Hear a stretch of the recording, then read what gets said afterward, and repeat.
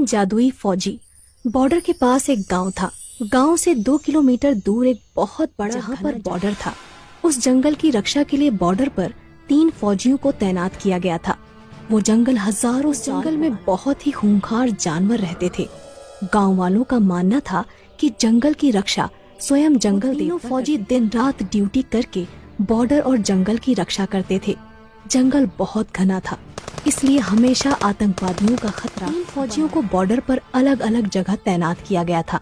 वो तीनों पिछले 10 सालों से यहाँ पर ड्यूटी कर रहे थे। तीनों फौजियों की देशभक्ति और जंगल की रक्षा बहुत प्रसन्न हो जाते हैं और एक दिन वन देवता अपनी वन देवी से कहते हैं, देवी, ये तीनों फौजी पिछले 10 सालों से हमारे जंगल की रक्षा कर रहे हैं। मैं इनकी कर्तव्य निष्ठा देखकर बहुत प्रसन्न हूँ और उन्हें कुछ वरदान देना चाहता हूँ। तब वन देवी कहती हैं, हे नाथ, आप बिल्कुल सही कह रहे हैं। तीनों फौजियों को वरदान जरूर मिलना चाहिए। वन देवता कहते हैं, तो फिर ठीक है देवी, मैं आज ही उन तीनों फौजियों से उनकी इच्छा पूछता हूँ और उन्हें इच्छा अनुसार वरदान देता हूँ। इतना कहकर वो जाते हैं और पहले वाले फौजी के पास पहुँच जाते हैं।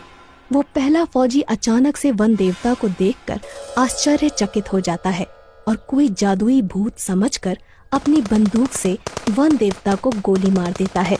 लेकिन उसकी गोली से वन देवता को कुछ नहीं होता और वन देवता कहते हैं, रुको फौजी। फौजी डरते हुए कहता है, प्रणाम देवता, मैंने आपको पहचाना नहीं, मुझे माफ कर दीजिए।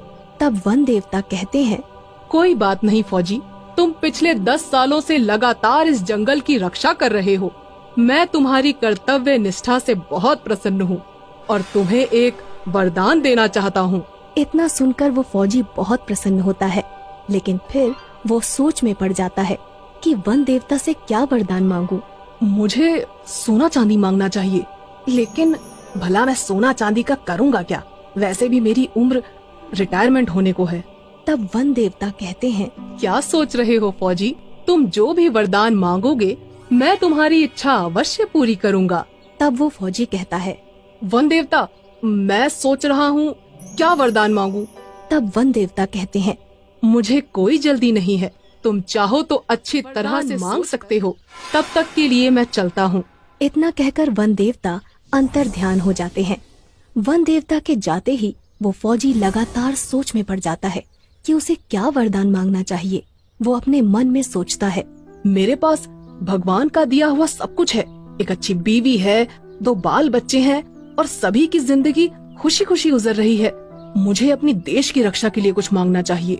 वो पहला फौजी काफी देर तक सोच विचार करने के बाद वन देवता को पुकारता है। तो वहाँ प्रकट हो जाते हैं।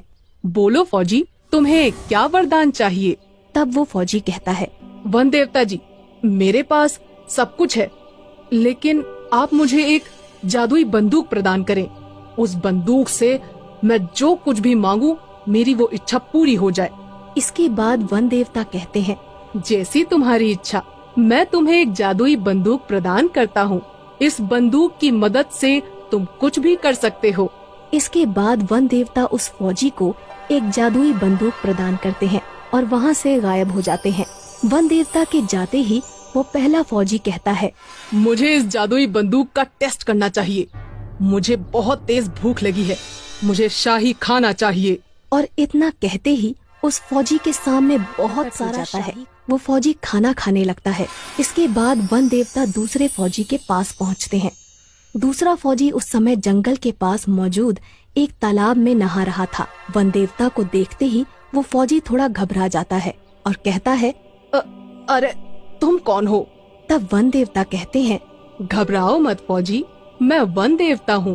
तुम पिछले 10 सालों से मेरे जंगल की देखभाल कर रहे हो। मैं तुम्हारी कर्तव्य निष्ठा से बहुत प्रसन्न हुआ हूँ और तुम्हें एक वरदान देना चाहता हूँ। तब वो दूसरा फौजी पानी से बाहर आता है और वन देवता को प्रणाम करते हुए कहता है, प्रणाम वन देवता, मेरे पास एक अच्छी नौकरी है, घर परिवार है, धन संपत्ति भी है, लेकिन मैं बहुत बूढ़ा हो गया हूँ, इसलिए मेरे शरीर में अब वो ताकत नहीं रही। तब वन देवता कहते हैं, तुम हमसे क्या चाहते हो फौजी? साफ साफ बताओ।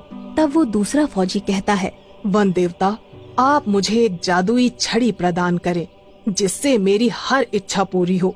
वन देवता जादुई छड़ी उस फौजी को दे देते हैं और वहाँ से गायब हो जाते हैं।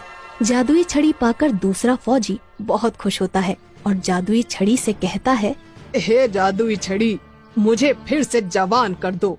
और इतना कहते ही वो जादुई छड़ी उस फौजी को फिर से जवान और ताकतवर बना देती है। अपने ताकतवर शरीर को देखकर वो फौजी सब कुछ भूल जाता है और अहंकार में आकर जादुई छड़ी से कहता है, जादुई छड़ी, मेरे चारों तरफ बहुत सारे आतंकवादियों को खड़ा कर दो, मार सकूं। इतना कहते ही उस फौजी के चारों तरफ बहुत सारे आतंकवादी प्रकट हो जाते हैं। फौजी अपनी बंदूक से एक आतंकवादी को गोली मार देता है, लेकिन इससे पहले कि वो फौजी सारे आतंकवादियों को गोली मारता, सभी आतंकवादी मिलकर उस फौजी पर गोलियां चलाने लगते हैं और उस फौजी की मौत हो जाती है। इसके बाद वन देवता तीसरे फौजी के पास पहुंच जाते हैं। इस समय तीसरा फौजी सो रहा था क्योंकि वो रात भर बॉर्डर पर ड्यूटी करता था। वन देवता उस तीसरे फौजी के सपने में आते हैं और कहते हैं, उठो फौजी, कुछ लोग जंगल में पेड़ काट रहे हैं, जाओ और जाकर उनको रोको। इतना सुनते ही वो तीसरा फौजी जाग जाता है, लेकिन उसे अपने आसपास कोई नहीं दिखाई देता। वो कहता है, कहीं मेरा सपना सच तो नहीं था, मुझे जंगल में जाकर देखना चाहिए। वो फौजी तुरंत अपनी बंदूक उठाकर अपने इलाके में छानबीन करने के लिए जंगल से सामने दो लोग पेड़ काटते हुए दिखाई देते हैं। फौजी चिल्लाकर कहता है, कौन हो तुम लोग और इस जंगल में आने की हिम्मत कैसे हुई? फौजी दौड़कर उन दोनों को पकड़ लेता है और कहता है, अगर आज के बाद तुम लोग इस जंगल में दिखाई दिए तो मैं तुम्हें पुलिस के हवाले कर दूंगा।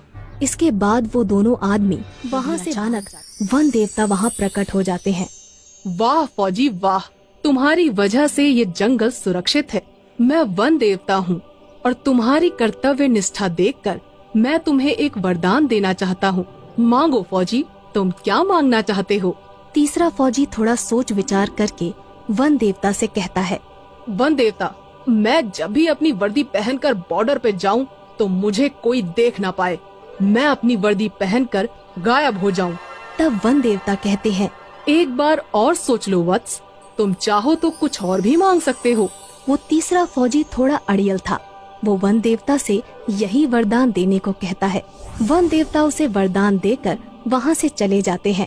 अब वो फौजी जैसे ही अपनी वर्दी पहनता था, नहीं देता था, तभी जंगल में वहाँ आतंकवादी आ जाते हैं जो दूसरे फौजी ने जादुई छड़ी की मदद से प्रकट किए थे और फौजी उन्हें देख लेता है, पर वो फौजी किसी को दिखाई नहीं देता क्योंकि उसने अपनी वर्दी पहन रखी थी।